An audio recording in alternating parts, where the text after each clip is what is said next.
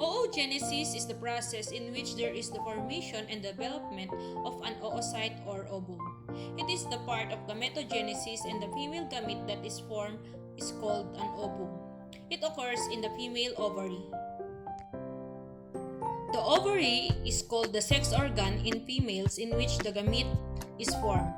Formation of an ovum from a primordial germ cell is called oogenesis. It is this continuous process and includes the following steps. Number 1 is multiplication phase. This phase, mitosis occurs and primordial germ cells develop into oogonia. The second phase is growth phase. In this phase, oogonia develops into primary oocyte. And the third phase is maturation phase. It occurs the meiosis, and the primary oocyte forms first polar body and secondary oocyte. The process of oogenesis. It begins prior to birth, so that means within the embryo, the oogonia are undergoing mitosis to divide into primary oocyte.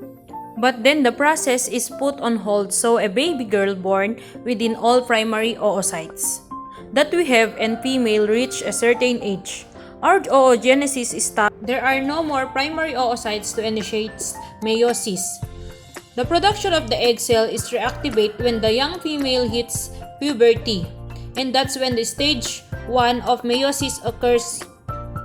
Hormones are released into the body that activate the primary oocytes to divide into secondary oocyte. The process is put on hold again.